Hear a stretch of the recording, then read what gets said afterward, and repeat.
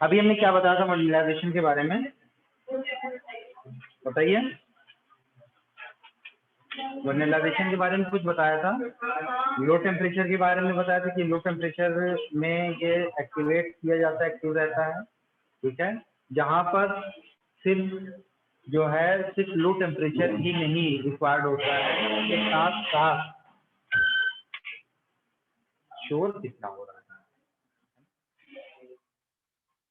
Low temperature के साथ साथ हमें ऑक्सीजन और वाटर की भी रिक्वायरमेंट होती है, ठीक है। इसी को टीडी लाइसेंको ने कहा था, टीडी लाइसेंको ने कहा था कि भाई, नहीं सॉरी, मेल्चर ने कहा था, मेल्चर ने कहा था कि यहाँ पर सिर्फ लो टेम्परेचर ही वर्नलाइजेशन के लिए रिक्वायर्ड नहीं है, ठीक है। अंशिका कह रही है कि क्लास स्टार्ट हुई है कि नहीं, इसको लिंक दे दो ये वाला, ठीक है, इससे बोल दो खाली कि इससे क्लास हो रही है, रिपीट होगा लिंक पे। तो इन शॉर्ट बेटा, इन शॉर्ट वर्नलाइजेशन को हम डिफाइन कैसे करेंगे, वर्नलाइजेशन को डिफाइन कैसे करेंगे, मैंने बताया कि treating plant with low temperature, treating plant with low temperature लिख सकते हैं आप हम इसको ऐसे, treating plant with low temperature. और ये जो टेम्परेचर है, ये टेम्परेचर वेरी करता है 0 से 10 डिग्री सेल्सियस के बीच में। किसी किसी बुक में 1 to 10 भी लिखा हुआ है, तो उससे आप परेशान मत होइएगा, ठीक है। ये है आपका low temperature for growth and development, for growth and development. इस बात को आप ऐसे समझिए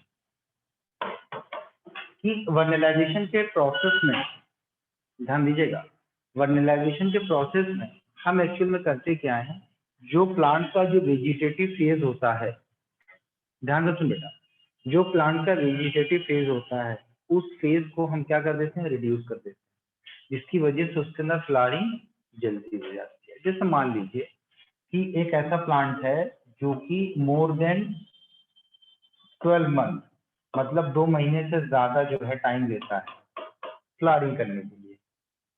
मतलब ये सीड उसका हुआ, जो उसका सीड हुआ, सीड से फ्लावरिंग के बीच में इसको लग रहे हैं 18 महीने, ध्यान से समझिए, 18 महीने लग रहे हैं। तो हम वर्नलाइजेशन का जब ट्रीटमेंट करवा रहे हैं तो होता क्या है कि ये जो टाइम पीरियड ये घट जाता है, ये घट करके हो सकता है 10 महीने हो जाए, हो सकता है 12 महीने हो जाए। तो इसका जो वेजिटेटिव फेज होता है, क्योंकि सीड से लेकर के पूरा कंप्लीट प्लांट का बनना, ये जो पूरा फेज है इसका वेजिटेटिव फेज है, ठीक है। वेजिटेटिव फेज कंप्लीट करने के बाद ही क्या होता है, फ्लावरिंग होती है, ठीक है, फ्लावरिंग होती है। तो फ्लावरिंग होने पे क्या होता है, फ्रूटिंग होगी। तो अब आप देखिए, जो गेहूं का पौधा है हमारा, गेहूं का पौधा है, उसको हम कब जो है सो करते हैं, ठंडियों में, ठंडी की शुरुआत होती है, लेकिन उसकी ग्रोथ पूरी कब हो रही है, उसकी ग्रोथ हो रही है पूरे ठंडी में ग्रोथ हो रही है। लेकिन जैसे ही अब मार्च का महीना शुरू होगा, मार्च के महीने में उसके अंदर फ्लावरिंग शुरू हो जाएगी। मतलब ये कह सकते हैं कि इसको विंटर में हम शो कर रहे हैं और स्प्रिंग के मौसम में आने पर इसके अंदर फ्लावरिंग स्टार्ट हो जाती है। तो ये जो ट्रीटमेंट था, ये जो टेम्परेचर था ठंडी का, पूरा मार्च के बीच का जो टेम्परेचर था, वो कितना टेम्परेचर था, कम था टेम्परेचर। तो इसी को हम वर्नलाइजेशन कहते हैं। आर्टिफिशियली भी हम इसको कर सकते हैं। आर्टिफिशियली में इससे हमको फायदा ये हुआ कि जो बाई एनुअल प्लांट थे, मतलब जो प्लांट अपनी लाइफ साइकिल 2 साल के अंदर कंप्लीट करते थे, उनको हमने वर्नलाइजेशन ट्रीटमेंट करवा करके उनको हम एनुअल प्लांट बना दिया। क्या करवा दिया, एनुअल प्लांट बना दिया। तो इस बात को ऐसे समझिए, इसका मतलब ये हुआ कि ये कोई प्लांट है हमारा, ये मान लीजिए ये हमारा प्लांट है, ठीक है, ये क्या है, हमारा प्लांट है। इस प्लांट को अगर हमने लो टेम्परेचर दिया, अच्छा प्लांट नहीं कहेंगे, ये जो है 2 चीजें हो सकती हैं, या तो सीड हो सकता है या सीड का अंकुरण हो चुका होता है, तो हम उसको क्या बोलते हैं बेटा, सीडलिंग कहते हैं, ठीक है। प्लांट के ऊपर वर्नलाइजेशन का कोई काम नहीं, ठीक। तो ये क्या हो गया, सीड या सीडलिंग के ऊपर अगर हम लो टेम्परेचर देंगे तो इसका वेजिटेटिव फेज क्या हो जाएगा, रिड्यूस हो जाएगा, और रिड्यूस होने के बाद होगा ये, यहाँ पर हो जाएगी फ्लावरिंग। ये जो दिख रहा है ब्राउन कलर का, ये क्या है, फ्लावर है। तो लो टेम्परेचर से हमने ट्रीट किया, तो यहाँ पर फ्लॉरिंग हो गई बहुत आसान। चीजें सिर्फ समझने वाली है, ठीक है। हमने क्या दिया यहाँ पर बेटा, low temperature. It is clear. अब आगे की बात देखिए, जो शूट इफेक्ट होता है और जो रूट इफेक्ट होता है, क्योंकि अगर हम एपाइकल मेरिस्टेम की बात करेंगे, या तो ये शूट इफेक्ट पर होगा या रूट इफेक्ट पर होगा, ये दोनों पर होगा। तो जो हम टेम्परेचर दे रहे हैं, लो टेम्परेचर एक टाइप का क्या है, स्टिमुलस है। इस स्टिमुलस को कौन परसीव कर रहा है, हमारा यही शूट इफेक्ट या रूट इफेक्ट इस स्टिमुलस को परसीव करेगा और इंड्यूस होगा और ग्रोथ स्टार्ट हो जाएगी, ठीक है। तो ये जो लो टेम्परेचर का स्टिमुलस है, इस स्टिमुलस को परसीव कौन करेगा, आपका शूट इफेक्ट या आपका रूट इफेक्ट। भाई कोई भी चीज की प्रक्रिया कब शुरू होती है, आप जिसके ऊपर काम करना चाह रहे हो, आप जो स्टिमुलस दे रहे हो और जिसके ऊपर देना चाह रहे हो वो उस स्टिमुलस को लेगा, तभी तो वो काम हो पाएगा। मैं आपसे कहता रहा हूँ पढ़ लो पढ़ लो पढ़ लो, लेकिन जब आपके ऊपर हमारी बात का असर ही नहीं होगा तो हमारा कहना बेमानी हो जाएगा। मतलब हमारा जो स्टिमुलस है वो उतना स्ट्रॉन्ग स्टिमुलस नहीं है, मतलब मैं कह सकता हूँ मैं थ्रेशोल्ड स्टिमुलस दे ही नहीं पा रहा हूँ आपको, या फिर आप इतनी ज्यादा वो हो गए हो, रिजिड हो गए हो कि आप कितना भी स्ट्रॉन्ग स्टिमुलस दे दिया जाए आपके ऊपर कोई असर नहीं हो रहा है, ठीक। मतलब क्या है कि एक स्टिमुलस दे रहा है, दूसरा स्टिमुलस को क्या कर रहा है, रिसीव कर रहा है। जो स्टिमुलस को रिसीव करेगा वो क्या देगा, रिस्पॉन्स देगा। और यहाँ पर रिस्पॉन्स क्या आता है, रिस्पॉन्स आता है ग्रोथ, ठीक है। रिस्पॉन्स क्या है बेटा, ग्रोथ है। तो इस वर्नलाइजेशन के पॉइंट को सबसे पहले जिस साइंटिस्ट ने बताया था उनका नाम था क्लिपार्ट। क्या नाम था उनका, क्लिपार्ट। क्लिपार्ट इनका नाम था। इन्होंने सबसे पहले वर्नलाइजेशन के बारे में बताया था। फर्स्ट रिपोर्टेड वर्नलाइजेशन, ठीक है, इन the year of 1857। First reported vernalization, first reported vernalization. अच्छा, इस वर्नलाइजेशन के प्रोसेस को हम रोक भी सकते हैं। कैसे, हमने टेम्परेचर कितना मैनेज करना है, 0 degree to 10 degree Celsius temperature maintain करना है, लेकिन अगर यही टेम्परेचर हम बढ़ा के 35 डिग्री कर दिए, 40 डिग्री कर दिए, तो वर्नलाइजेशन का जो प्रोसेस है वो क्या हो जाएगा, रुक जाएगा। अभी हमने सिर्फ टेम्परेचर दिया है, अभी हमने ऑक्सीजन या वाटर नहीं दिया, क्योंकि किसी भी सीड के जर्मिनेशन के लिए ऑक्सीजन की रिक्वायरमेंट होगी कि नहीं होगी, होगी, ठीक है। वाटर की रिक्वायरमेंट होगी, बिल्कुल होगी, क्योंकि जब तक ऑक्सीजन नहीं मिलेगा तब तक रेस्पिरेशन का प्रोसेस नहीं होगा। रेस्पिरेशन का प्रोसेस नहीं होगा तो जो स्टोर्ड वो ग्लूकोज है स्टार्च के फॉर्म में, उसका यूटिलाइजेशन नहीं होगा, एटीपी नहीं मिलेगी। एनर्जी कहाँ से मिलेगी, एटीपी से ही मिलेगी। जब एटीपी एनर्जी मिलेगी तभी उसके अंदर जर्मिनेशन स्टार्ट होगा। लेकिन उस सीड का नेचर क्या है, उस सीड का नेचर ये है कि उसके अंदर जो ग्रोथ होनी है, जो वेजिटेटिव ग्रोथ होनी है, वो किस टेम्परेचर पर होनी है, लो टेम्परेचर पर होनी है। और वही टेम्परेचर अगर हम बढ़ा देंगे तो फिर सीड जो है फिर से जो है डॉर्मेंट फेज में चला जाएगा। बात समझ में आई, सीड किस में चला जाएगा बेटा, डॉर्मेंट फेज में चला जाएगा।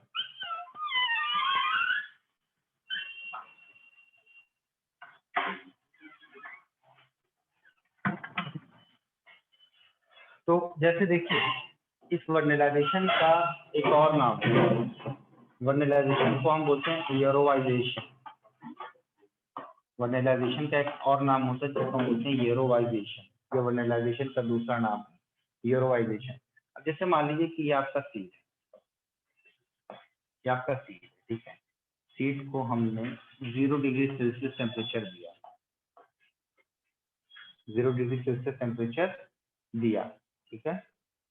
तो जब टेम्परेचर हम दे रहे होते हैं तो ये जो सीड होता है हमारा, ये सीड क्या है, अब इस सीड को हम बोलेंगे वर्नलाइज्ड सीड।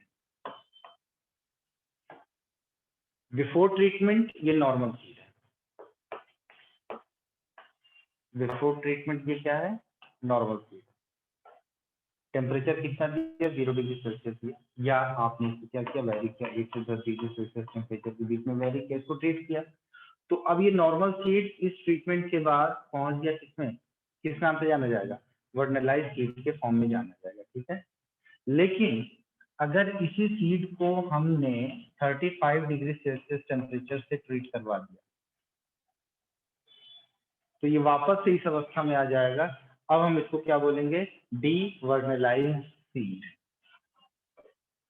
क्या बोलेंगे इसको हम बोलेंगे डी वर्नलाइज सीड। ये आपका क्या है, डी वर्नलाइज सीड। अब इस डी वर्नलाइज सीड को वापस से हम जो है टेम्परेचर दे देंगे कौन सा, 1 degree to 10 degree Celsius temperature, तो ये क्या हो जाएगा, री वर्नलाइज सीड। बिल्कुल वैसे ही जैसे आपने पढ़ा था, पोलराइज, डीपोलराइज, रीपोलराइज,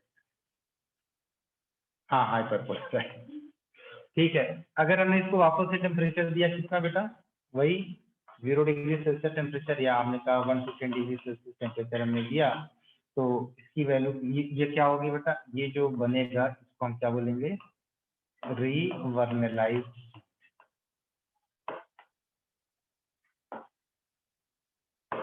मैं समझता हूँ ये बात आपको अच्छे से कनेक्ट कर रही होगी, ठीक है। चलिए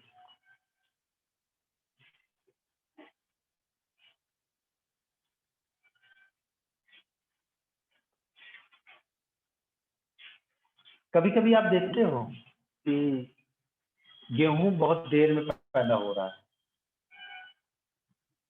गेहूं बहुत देर में पैदा हो रहा है। जैसे कि गेहूं की बुआई कब होती है, उसको सो कब किया जाता है, गेहूं की सीड को कब छीटा जाता है खेत में, टाइम बताओगे। गांव देहात से हो ना तुम लोग, किसान के बच्चे हो। अक्टूबर नवंबर, उस वक्त ठंड की शुरुआत होती है, ओस खूब पड़ती है, रात का टेम्परेचर डाउन रहता है। जैसे अभी रात के टेम्परेचर पहुंच जाता है करीब 10 डिग्री सेल्सियस, 12 डिग्री सेल्सियस, दिन में गर्मी चलती है, पंखा चालू करो तो ठंडी लगने लगती है, पंखा बंद करो तो गर्मी लगने लगती है, मौसम भी अलग जो है अलग मिजाज पे है इस वक्त, है ना। तो कभी कभी क्या होता है, डिले होती है। जैसे कोई किसान क्या किया, अक्टूबर में जो है गेहूं की बुआई नहीं कर पाया, तो वो नवंबर लेट तक चला जाता है, नवंबर के मिड तक चला गया, तो उसके अंदर तो जो वेजिटेटिव ग्रोथ है पौधे का वो भी डिले होता है, क्योंकि उसको वो पूरा पूरा टाइम नहीं मिल पाता। लेकिन अगर आप समझिए, अगर आर्टिफिशियली अगर हमें करना है, आर्टिफिशियली हमें करना है, तो हमें इतना लंबा टाइम देना पड़ेगा। तो हम क्या करते हैं, इसको लो टेम्परेचर से ट्रीट करवाएंगे और विंटर वैरायटी को हम स्प्रिंग वैरायटी में कन्वर्ट करते हैं। जिसके बुआई हम कर रहे हैं, इसको शो कर रहे हैं हम कब, नवंबर में, अक्टूबर में। तो अक्टूबर नवंबर में ना करके हम इसको अगर फरवरी में करें और टेम्परेचर वैसा ही दे दें, लो टेम्परेचर, तो इसका वेजिटेटिव जो पीरियड है वो रिड्यूस हो जाएगा, लेकिन फ्लावरिंग जल्दी हो जाएगी। आपके पास टाइम बच गया, आपके पास टाइम बच गया। इस तरीके से जो टाइम ड्यूरेशन को हम वो कर देते हैं, रिड्यूस कर देते हैं, उसी वजह से बाईएनियल प्लांट को हम एनुअल प्लांट में कन्वर्ट कर सकते हैं। अच्छा, पहले मैं बता दूं, एनुअल प्लांट का मतलब ये होता है कि वो प्लांट जो अपनी लाइफ साइकिल 1 साल में कंप्लीट कर ले। पूरा 1 साल लेना जरूरी नहीं है, 1 साल के अंदर भी हो सकता है, 3 महीना, 4 महीना, 8 महीना, 9 महीना, 11 महीना, 12 महीने, annual plant. More than 12 month लगेगा, चाहे 13 महीने लग जाए, चाहे 24 महीने लग जाए, ठीक है। वैसे प्लांट को हम क्या बोलेंगे, बाईएनियल। और उससे ज्यादा का जो टाइम लगता है, मतलब हर साल फ्लावरिंग भी हो रही है लेकिन प्लांट हमारा डाई नहीं कर रहा है, वो प्लांट हमारा क्या हो गया, पेरेनियल। जैसे मैंगो, आपका गुआवा, हर साल आम खाते हैं ना उसी पेड़ से, ऐसा तो नहीं होता कि फ्लावरिंग और फ्रूटिंग के बाद वो प्लांट डाई कर जाता है, नहीं करता।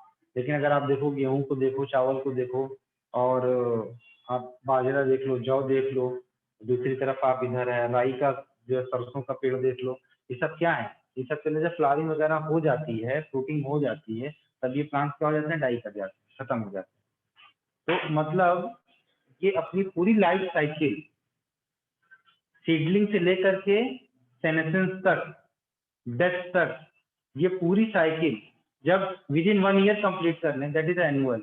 2 साल में कर रहे हैं, जैसे रेडिश वगैरह हो गया, कैबेज वगैरह हो गया, तो उसको हम क्या बोलेंगे, biennial. More than 2 year but plant never die, मतलब प्लांट जो है डाई नहीं कर रहे लेकिन उनकी साइकिल चल रही होती है, तब हम उसको क्या बोलते हैं बेटा, पेरिनियल, ठीक है। और इसी हिसाब से जो प्लांट्स हमारे हैं, मोनोकार्पिक होते हैं, बाइकार्पिक होते हैं, और मोनोकार्पिक होते हैं, पॉलीकार्पिक होते हैं। ऐसे प्लांट जो अपनी लाइफ साइकिल के दौरान एक ही बार जो है फ्रूटिंग एंड फ्लावरिंग में फ्रूटिंग करते हैं, वो हमारे कैसे होते हैं बेटा, मोनोकार्पिक होते हैं। लेकिन ऐसे कुछ प्लांट्स हैं जो पेरिनियल हैं लेकिन मोनोकार्पिक। बात को समझो, कैसे पेरिनियल है लेकिन कैसे मोनोकार्पिक है, मतलब उनका जीवन काल चल रहा है 10 12 साल 15 साल 50 साल 100 साल, लेकिन अपने पूरे जीवन में सिर्फ एक बार वो फ्लावरिंग करेंगे, और फ्लावरिंग जैसे ही करेंगे और वो प्लांट क्या हो जाता है बेटा, सूख जाता है, डाई कर जाएगा। जैसे आपका बैम्बू, बांस, बांस का फ्लावर मैंने तो नहीं देखा, ठीक है, पूरी लाइफ में सिर्फ एक बार इसके अंदर फ्लावरिंग होती है, ठीक है। एक बार हुआ था केरला वगैरह में हुआ था, तो बड़ी होड़ मची थी उसको देखने की। नहीं, एक और होता बैम्बू की, नहीं वो तो तुम ठीक कह रहे हो, उसके अलावा भी हुआ था, केरला साइड में हुआ था, साउथ में हुआ था, बैम्बू के अंदर जंगल में जो है फ्लावरिंग हुई थी, ठीक है। अब देखिए अगले पॉइंट जो हम बात करने जा रहे हैं बेटा, अगला पॉइंट है वैरायटी ऑफ प्लांट।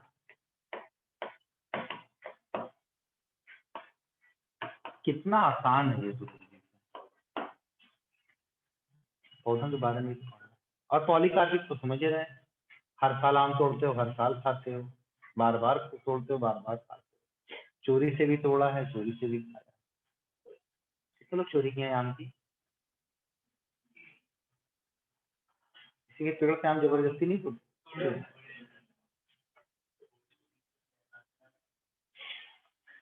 चोरी नहीं होती, वो बदमाशी, वो टैलेंट है भाई, मैंने तो बहुत काम छूटा है। एक होता है आपका विंटर वैरायटी,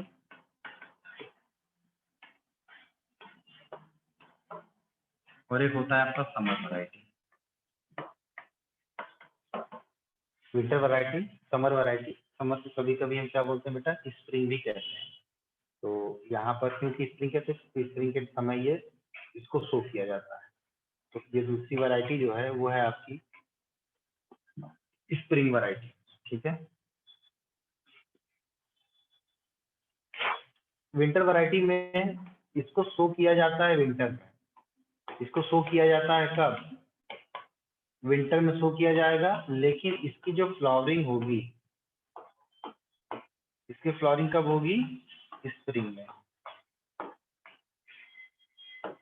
इस टाइप का जो वैरायटी होता है प्लांट का, वो हमारी विंटर वैरायटी है। जैसे हमारा क्या हो गया, गेहूं, देख रहे हो ना गेहूं को, कुछ वैरायटी आपकी स्प्रिंग वाली होती है। अब जैसे देखो मटर वटर देख लो जो आप खाते हो, ठीक है, इसको सो किया गया था कब, समर में, ठीक है, लेकिन ये कब आई है, विंटर में आपको मिल रही है, समर के एंड में किया जाता है।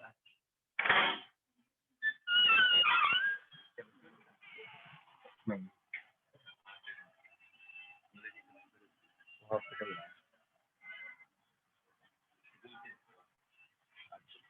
को बैठा दिया, कौन कौन बैठा, अभी तो क्लास छोड़ने की बात करेंगे अपने समझ लो। हाँ वो निकल गया।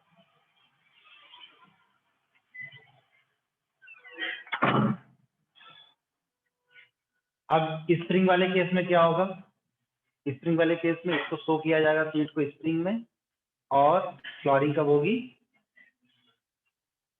समर। स्प्रिंग के बाद समर आता है। अभी ये जो मौसम चल रहा है ना, पतझड़ का मौसम चल रहा है, बसंत ऋतु चल रही है, ठीक है। इसके बाद जो मौसम आएगा वो गर्मी का होगा। हम लोगों को मौसम की जानकारी नहीं है, हाँ।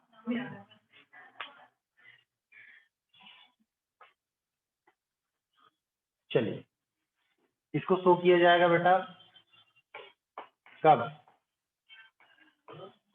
स्प्रिंग में, और इसकी फ्लावरिंग कब होगी, समर। अरे शुक्ला मत बात करो, तुमको ना ऐसे क्यों बैठो जुगल बनी, जैसे एक सिक्के के दो पहलू हो गए, चिपके हुआ, थोड़ा सा दूर दो गज दूरी मास्क से जरूरी, थोड़ा सा दूरी। चलिए बेटा, इसके आगे हम आपको बता दें, ये लिखिए, आगे लेके चलता हूँ। देखिए बाय वर्नलाइजेशन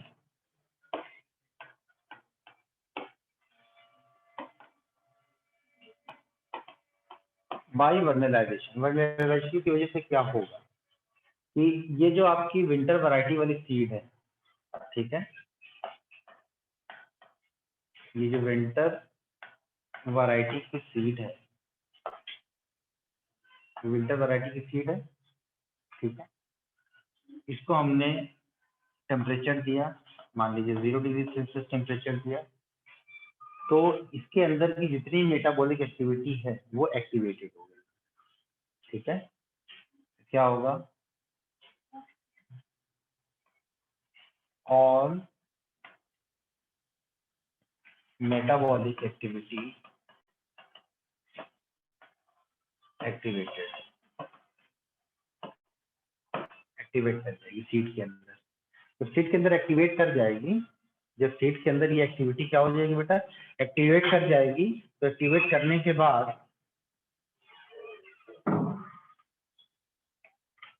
स्प्रिंग जैसे ही आएगा, स्प्रिंग जैसे आएगा, नॉर्मल कंडीशन में आ करके फिर इसके अंदर बेटा फ्लावरिंग स्टार्ट हो जाएगी, ठीक है। अगर विंटर वैरायटी वाले को स्प्रिंग में अगर हम शो करेंगे, विंटर वैरायटी को स्प्रिंग में शो करेंगे, तो इसका जर्मिनेशन कहाँ पर होगा, समर में होगा, या फ्लावरिंग कहाँ पर होगी, समर में होगी। ये बात पता है ना आपको, बिल्कुल अभी बताया, समर में होगी, ठीक है। तो ये सवाल उठता है, सवाल क्या उठा कि is cold temperature is enough for flowering. क्या ये कोल्ड टेम्परेचर इनफ है फ्लावरिंग या वर्नलाइजेशन के लिए? तो जवाब क्या आया, यस या नो? जवाब क्या आया, यस और नो, बताइए।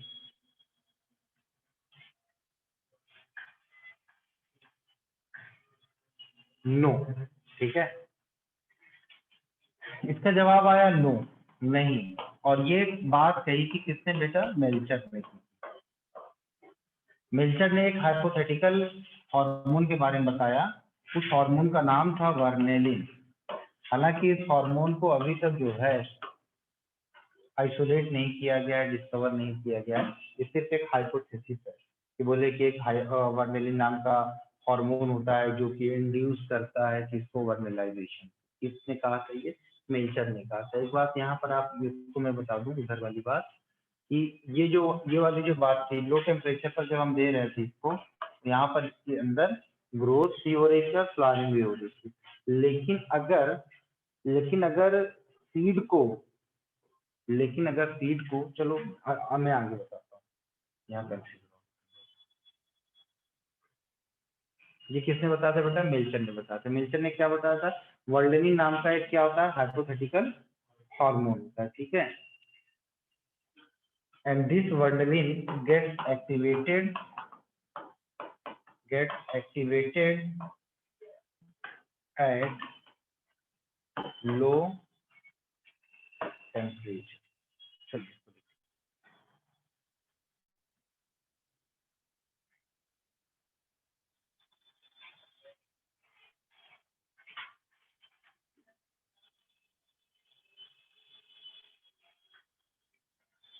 डन।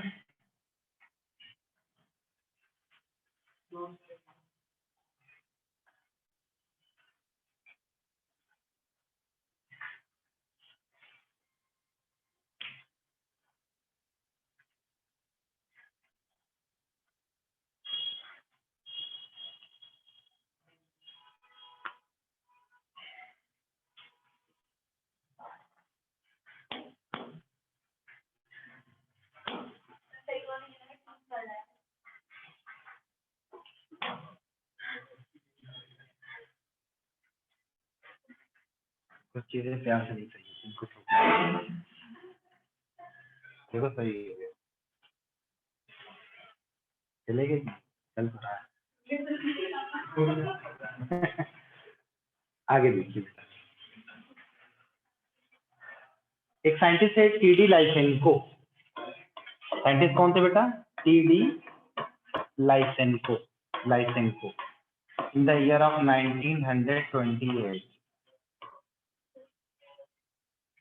लाइसेंको, इन्होंने कहा था कि vernalization reduces vegetative period.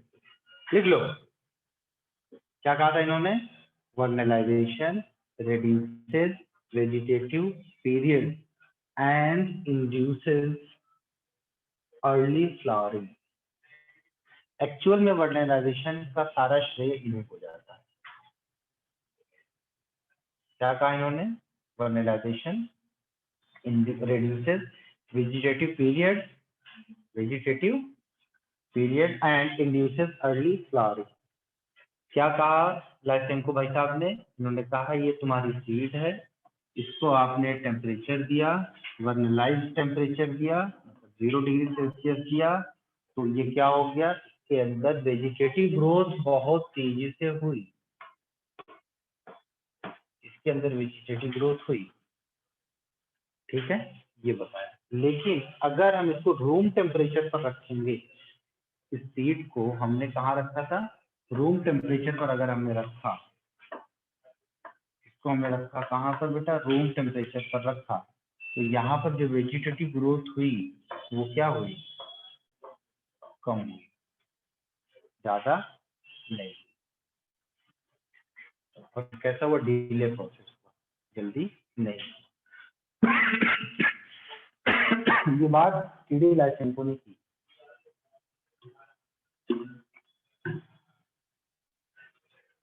Clear हो गई बात? अब इसका सिग्निफिकेंस देख लीजिए, वर्नलाइजेशन का आखिरी पार्ट है, इसका सिग्निफिकेंस देख लीजिए। कुछ और बच रहा है क्या? ऋतिक शुक्ला तो हो गया। वही बातें थी जो 2 लाइन में अभी हमने पिछली क्लास में बताई। इसी को और एलेबोरेट किया, 3 साइंटिस्टों का नाम बता दिए जो कि रेलेवेंट नहीं। वर्नलाइजेशन एक एक पॉइंट में बोल दे रहा हूँ, लिख लीजिए फटाफट जल्दी से कि it shorten the vegetative phase,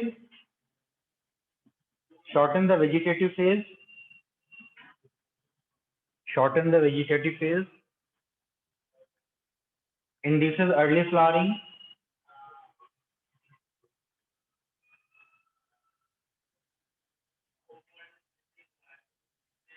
increase resistance for cold, next resistance to fungal infection,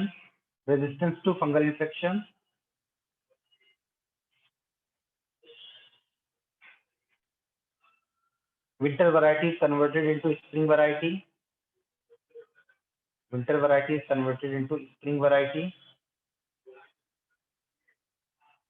the last one is a biennial varieties can be converted into annual variety,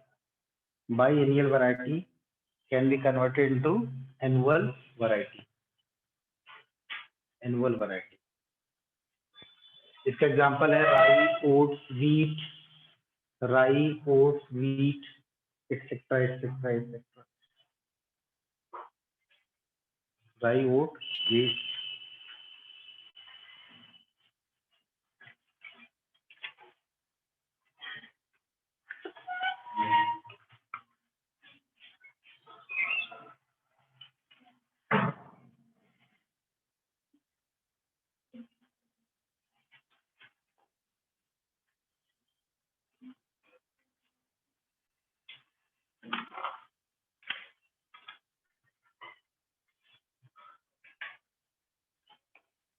अगला पॉइंट है आपका फोटो पीरियोडिज्म।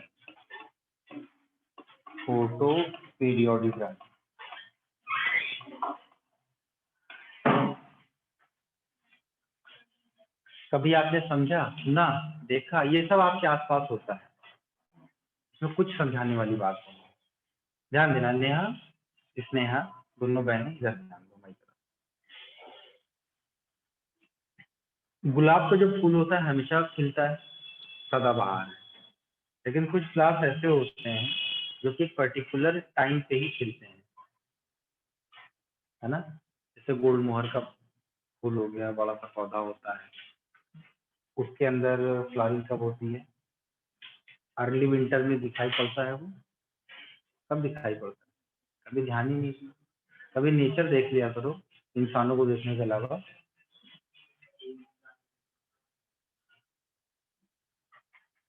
तो जो डाइवर्सिटी आपको दिखाई पड़ती है ये सनलाइट की वजह से होती है। दिन गर्मियों में क्या होता है, बस देखो अब तुमको हम ज्योग्राफी पढ़ाएंगे।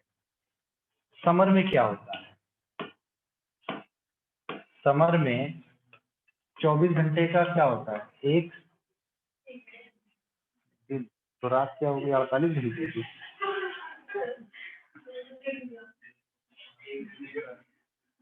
ठीक है, एक दिन और एक रात 24 घंटे का होता है। ठीक है। गर्मियों में क्या होता है कि ये जो दिन होता है 12 घंटे से ज्यादा होता है। 12 घंटे से ज्यादा होती है, और जो रातें होती हैं वो 12 घंटे से कम होती है। ठीक है। लेकिन कभी कभी ऐसा वक्त आता है कि जो रात अगर 8 घंटे की है तो ऐसा लगता है कि 18 घंटे की। तो वो पीरियड जो होता है ये सिर्फ जो है एनिमल के केस में होता है, वो भी सबसे जो ज्यादा समझदार एनिमल है इंसान, उसके साथ होता है। लेकिन प्लांट को इन सब चीजों से कुछ लेना देना नहीं। प्लांट को क्या करना है भाई, उसको उसके हिसाब की सनलाइट मिल जा रही है, वो इनफ है। तो गर्मियों में जो पौधे फ्लावरिंग करते हैं, फ्रूटिंग करते हैं, ऐसे पौधों को हम लॉन्ग डे प्लांट कहते हैं, क्योंकि गर्मियों में दिन लंबा होता है। या शॉर्ट नाइट प्लांट कहेंगे। लॉन्ग डे प्लांट को हम शॉर्ट नाइट प्लांट भी कह सकते हैं। ऐसे पौधे जो ठंडियों में अपना फ्लावरिंग करते हैं उनको हम क्या बोलेंगे? शॉर्ट डे प्लांट या लॉन्ग नाइट प्लांट। ठीक। तो हम जो पढ़ने जा रहे हैं फोटो पीरियोडिज्म, दो शब्दों से मिलकर के बना है। फोटो का मतलब होता है लाइट, और पीरियड का मतलब होता है length of day and night. ठीक है। तो यहाँ पर दो शब्द आपको दिखाई पड़ रहा है। फोटो का मतलब होगा जाएगा आपका लाइट, और पीरियोडिज्म वर्ड आया है कहाँ से? पीरियड से। और ये पीरियड का मतलब होता है length of day and night. Length of day and night. दिन और रात की क्या होती है बेटा? लेंथ। कितने आवर का यहाँ पर लेंथ है इसका। ठीक है। सबसे पहले जो फोटो पीरियोडिज्म की बात की थी वो गार्डनर और एलार्ड ने की थी। ठीक है। सबसे पहले जिसने बात की वो थे हमारे गार्डनर अंकल और एलार्ड कौन सा अंकल थे? किसके ऊपर काम किया था उन्होंने काम किया था ऑन द टोबैको प्लांट, तंबाकू वाले पौधे पर। टोबैको प्लांट पर इन्होंने काम किया। इसकी डेफिनेशन अगर लिखना चाहते हैं फोटो पीरियोडिज्म की, डेफिनेशन इसकी ऐसी होगी कि response of plant to the length of light and dark period with respect to initiation of flowering. फिर से बोल दे रहा हूँ मैं। Response of plant to the relative length of light and dark, relative length of light and dark period with respect to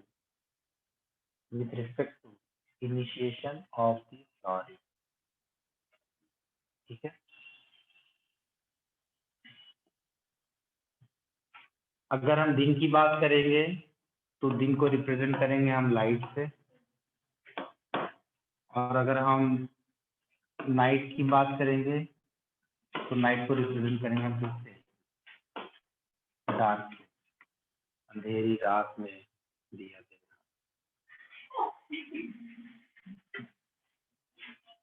movie आई है हमारे पैदा होने से पहले। ठीक है। चलिए बेटा, पहले तो मैं आपको बता दूं कि इसके हिसाब से जो प्लांट्स होते हैं हमारे तीन वैरायटी के होते हैं। एक तो होता है हमारा शॉर्ट डे प्लांट, एक होता है हमारा लॉन्ग डे प्लांट, और एक होता है हमारा क्या, day neutral plant. Short day plant का मतलब क्या होता है, ये विंटर वैरायटी वाले प्लांट होंगे, है ना। ये कौन से वैरायटी वाले होंगे बेटा, ये विंटर वाले होंगे जनरली बात कर रहा हूँ। उसके अलावा यहाँ पर जो शॉर्ट डे प्लांट हमारे हैं, जो हमारे शॉर्ट डे प्लांट है, ध्यान से सुनना, जो हमारे शॉर्ट डे प्लांट हैं इनको हम लॉन्ग नाइट प्लांट भी कहेंगे, इनको हम लॉन्ग नाइट प्लांट भी कहेंगे, क्योंकि इनकी फ्लावरिंग के लिए हमें लॉन्ग नाइट की जरूरत है, यानी कि शॉर्ट फेज ऑफ लाइट की जरूरत है, शॉर्ट फेज ऑफ लाइट की जरूरत है। लॉन्ग डे प्लांट जनरली ये समर वैरायटी वाले प्लांट्स होंगे हमारे, इन्हें हम शॉर्ट नाइट प्लांट भी कह सकते हैं। Day neutral plant light independent होता है, लाइट इंडिपेंडेंट होगा।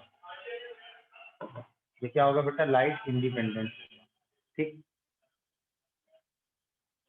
एक होता है क्रिटिकल पीरियड ऑफ लाइट, मतलब वो minimum amount of length of day और night by which flowering is initiated. वो मिनिमम लेंथ कौन सी होगी जिस पर फ्लावर हमारा प्लांट क्या करेगा, फ्लावरिंग करेगा, या हमारा प्लांट क्या करेगा, फ्रूटिंग करेगा फ्लावरिंग के बाद। तो वो जो मिनिमम लेंथ होगी उसको हम क्या बोलेंगे, क्रिटिकल पीरियड कहेंगे, ठीक। That is the critical period. आगे देखिए,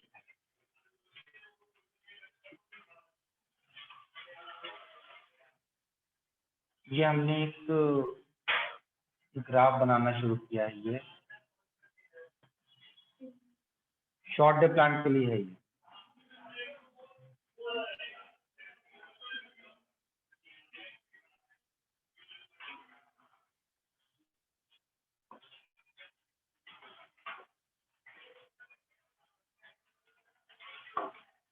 ये जो है इसका मिड पॉइंट है, ठीक।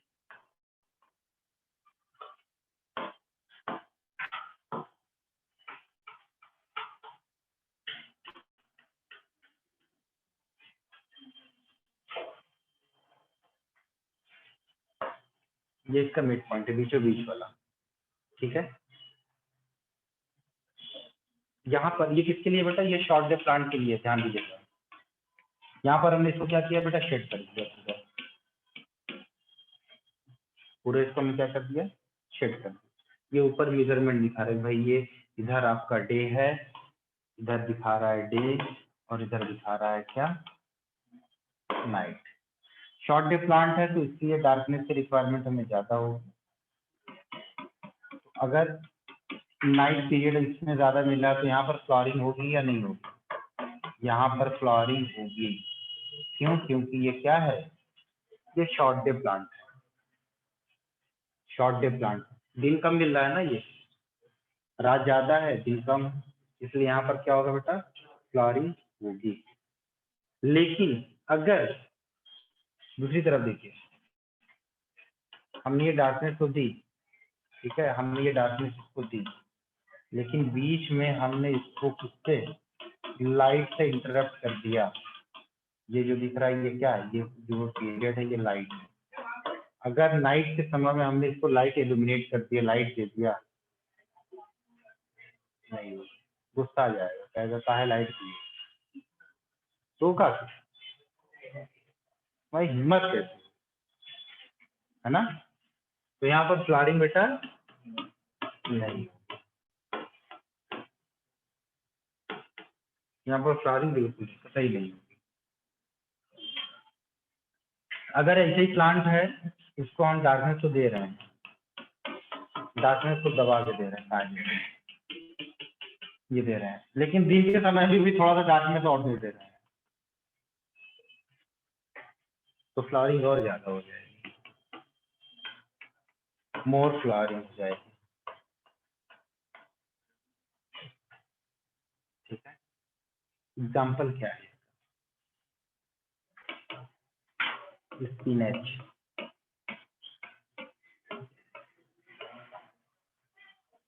व्हीट,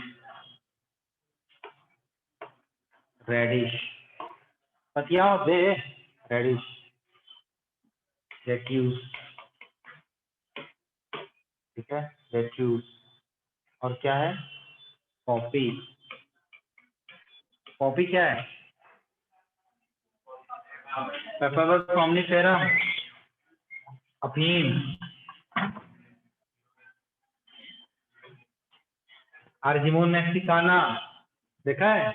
जिसकी जिसकी जिसके पेटल्स आपकी येलो येलो कलर के होते हैं, नहीं देखा है? इसको हिंदी में भरभंडा कहते हैं, भरभंडा, आर्जिमोन मैक्सिकाना। दिखाया तो सब है हरीश, वहां दिखाया था ना, वहां पे क्या नाम है, भरतपुर सेंचुरी गए थे जब हम लोग, तो तुमको दिखाया नहीं थे ये आर्जिमोन मैक्सिकाना है, और इसका जो है सीड जो है उसमें यूज किया जाता था, लोग उसमें सरसों के सीड के साथ इसको मिला देते थे, और इसका जो सीड है वो पॉइजनस होता है। थे ना तुम साथ में से, कोई तो था, पता था? सब तो अलग अलग घूम रहे थे, हमारे साथ जो था उसको मिला ज्ञान। ये आपका हो गया क्या बेटा? शॉर्ट डे प्लांट, ठीक है। क्या हो गया बेटा? शॉर्ट डे प्लांट हो गया। लॉन्ग डे प्लांट में क्या होगा? लॉन्ग डे प्लांट में भी कुछ ऐसा ही होगा मामला, ठीक है। लॉन्ग डे प्लांट में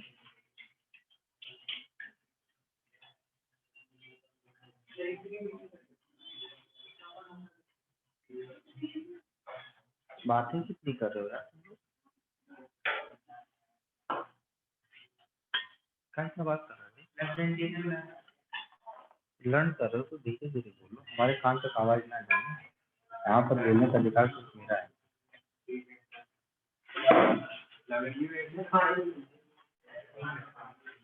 गद्दा बिछाता हूँ तुम्हारे लिए।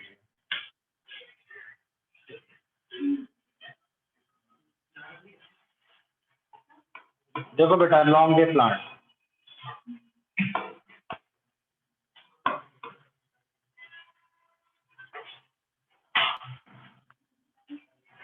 इसका तो काम सुना होगा ना आपने, फाइटोक्रोम रेड और जो है फाइटोक्रोम फार रेड वाला,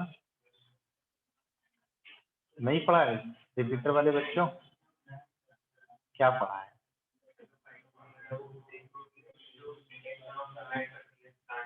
हाँ ठीक है, ठीक है।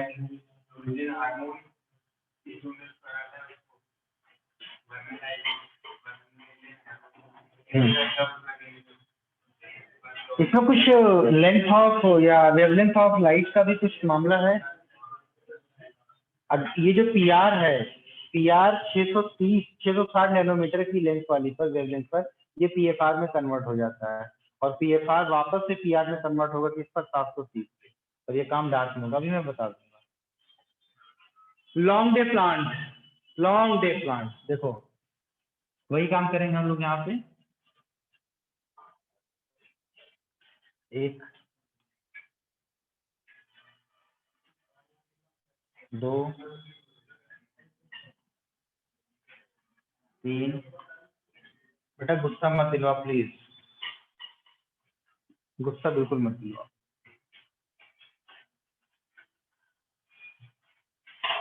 क्या क्या चाहते हो? पुराने वाले मत कर वापस आ जाए, उठेंगे काजे से बिना डरे।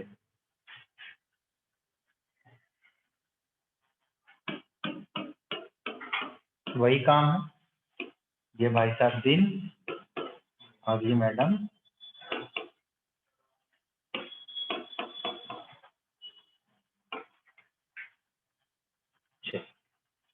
हमने कहा लॉन्ग डे प्लान, क्या कहा हमने? Long day plan. मतलब ये हुआ कि यहाँ पे हम इसको क्या लंबा समय देंगे, क्या दिन वाला, तो यहाँ पर फ्लॉरिंग होगी। यहाँ पर क्या होगा? यहाँ पर होगी फ्लॉरिंग,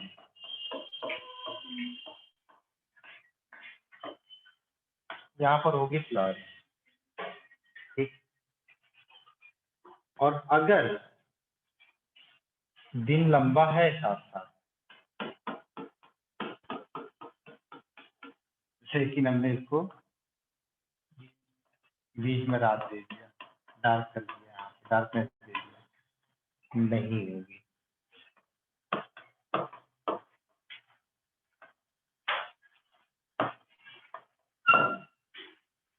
ठीक है,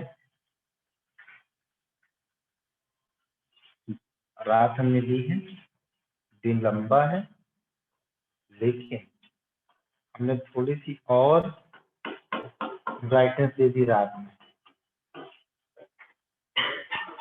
ये ब्राइटनेस है, लाइट है, ये और ज्यादा फ्लावरिंग होगी।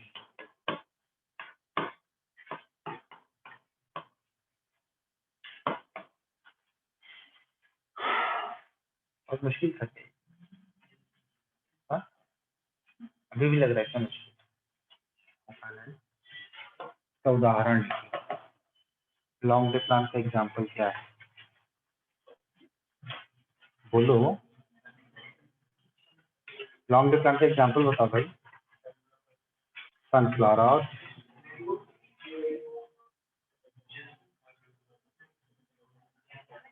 सनफ्लावर डे न्यूट्रल में आता है। सनफ्लावर जो है डे न्यूट्रल में आता है। आपके इनसाइड में कितने एग्जांपल दिए हुए हैं?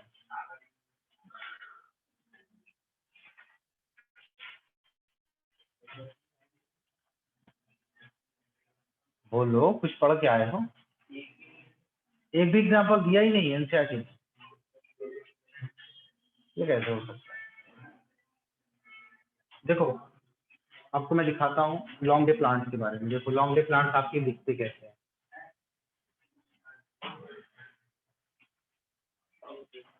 कुछ बचा है? देखो,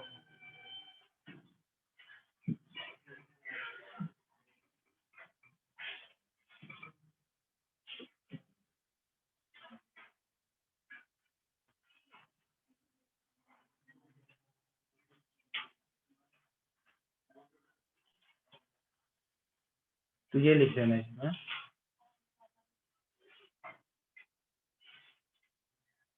अरे हाँ, इस उससे याद आया एक चीज मैं तुमको बता दूं। देखो, आपका एक होमवर्क है, इसमें लिख लेना कॉलीफ्लावर वगैरह लिख लेना। गोभी वोभी जो आता है, कॉलीफ्लावर वगैरह हो गया, कैबेज वगैरह हो गया, ये सब किसमें आते हैं? आपके लॉन्ग डे प्लांट में आते हैं। आपका एक तो होमवर्क मैं आपको देना चाहता हूँ, वो ये है कि ऑक्सिन और जिबरेलिन के बीच में डिफरेंस, साइटोकाइनिन और एब्सिसिक एसिड के बीच में डिफरेंस। ठीक है, ये डिफरेंसेस आपको लिख करके लाना है। अब मैं आपको बता दूं कि जो डे न्यूट्रल प्लांट होते हैं उनके क्या क्या एग्जाम्पल हैं। डे न्यूट्रल प्लांट आपका कुकुम्बर हो गया, टोमेटो हो गया, ये सब आपके डे न्यूट्रल प्लांट हैं।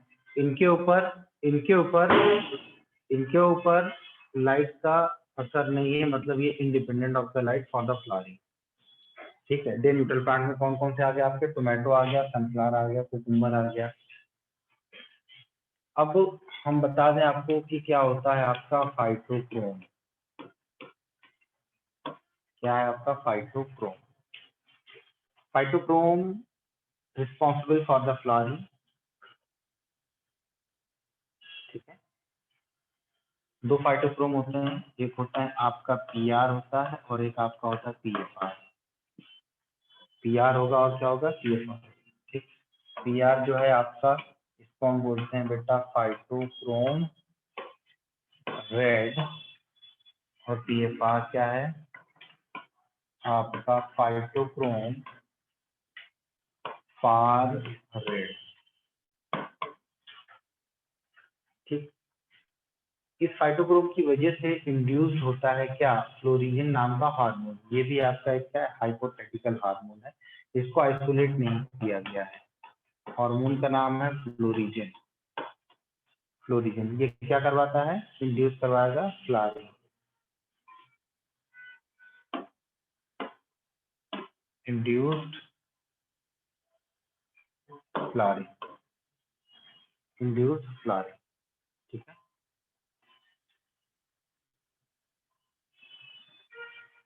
बंद करो मोबाइल।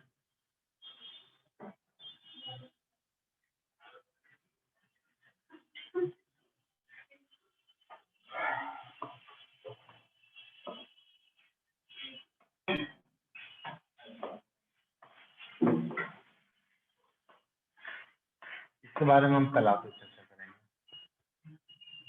ये फाइटोक्रोम रेड कैसे कन्वर्ट होता है फाइटोक्रोम फार रेड में, और फाइटोक्रोम फार रेड 430 नैनोमीटर पर ये कितनी चेंज होता है आपका फाइटोक्रोम रेड। ठीक,